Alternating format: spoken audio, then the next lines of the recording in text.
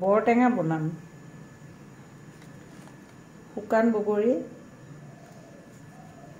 এয়া 1 খোৱা দাইল লৈছোঁ, 2টামান মেথি, আদা, কেঁচা জলকীয়া, মচুৰ দালি দি বৰপিঠা বনাম, লগত নিমখ দিম, সৰিয়হৰ তেলত ভাজিম। এয়া দালিখিনি মই ধুই ভিজাই থৈছোঁ 2 ঘণ্টা সময়, আৰু বগৰীখিনি মই গুড়া কৰি লৈছোঁ।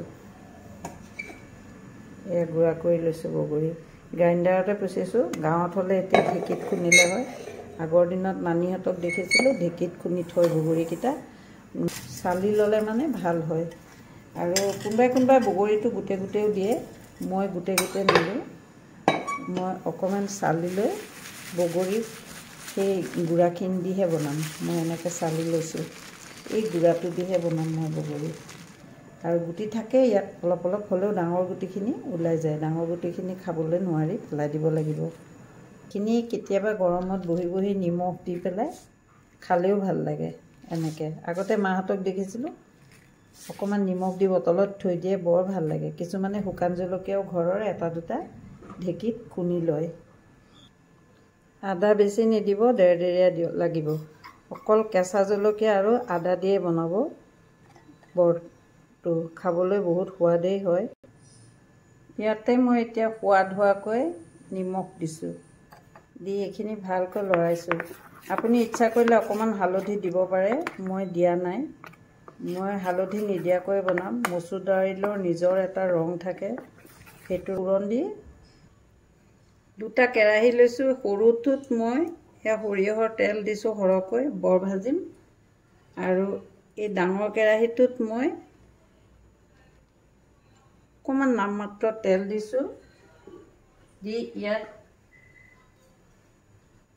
বগৰীৰ গুড়াৰ জোল এটা বনাই ল'ম।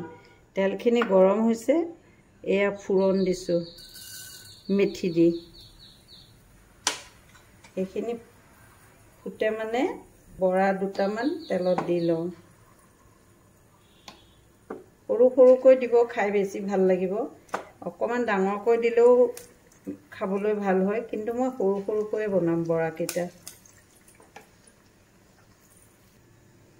বৰাকেইটা লুটিয়াই দিওঁ।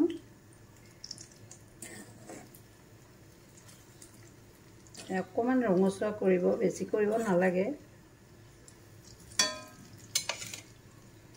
আৰু এইফালে ইয়াত গৰম পানী দিব লাগিব। গৰম পানী দিলে ভাল। আৰু আপুনি হালধি দিবও পাৰে, ইচ্ছা কৰিলে নিদিবও পাৰে, সেইটো নিজৰ কথা। বগৰীৰ নিজৰ খুব ধুনীয়া ৰং থাকে।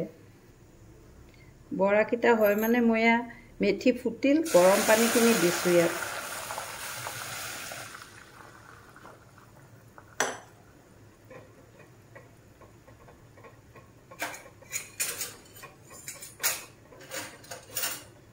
বগৰী যিমান টেঙা খায়, মোৰ বগৰীখিনি টেঙাই, সেইকাৰণে মই 3 চামুচমান দিম সোৱাদ হ'বৰ কাৰণে।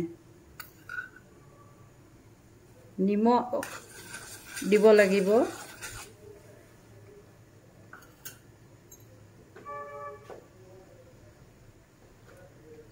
সোৱাদ হোৱাকৈ মই নিমখ দিছোঁ।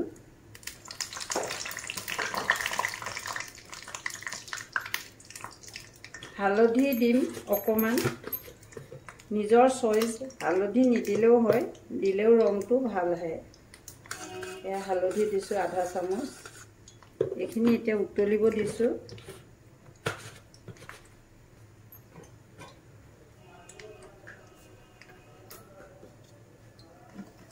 এইকেইটাও হৈ গৈছে বৰাকেইটা, এইকেইটাও ধুনীয়াকৈ হৈ গৈছে। এতিয়া এইকেইটা নমাই এই উতলি আছে বগৰীৰ জোলখিনি এতিয়া মই ইয়াত বৰকেইটা দি দিম লাহে লাহে। মই যিহেতু অলপ বনাইছোঁ, মই 2টামান বৰ দি দেখাইছোঁ। লগত মই কেঁচা জলকীয়া ইয়াত ফালি দিছোঁ। কমাই 5 মিনিট উতলিব দিব লাগিব। সেইকাৰণে ঢাকনাখন মাৰি উতলিব দিছোঁ। 5 মিনিট হৈ গ'ল। এয়া বৰবিলাক ইমান ধুনীয়া ফুলি উঠিছে, ওপঙি। এয়া বগৰী ছাইডত বুঢ়াবিলাক লাগি দেখিবলৈ আৰু ধুনীয়া হৈ গৈছে দেখিছেনে। এতিয়া মই এয়া নমাই দেখাওঁ। ইমান ধুনীয়া হৈছে চাওকচোন, জোলখিনি কিমান ধুনীয়া চাওক। ইয়াৰ সোৱাদো বৰ সুকীয়া। আপোনালোকেও এনেকৈ এটা নিজৰ গোন্ধ আছে, সেইটো ইয়াতে উঠি গৈছে। এয়া চাওকচোন, কাৰীখন ইমান ধুনীয়া হৈছে।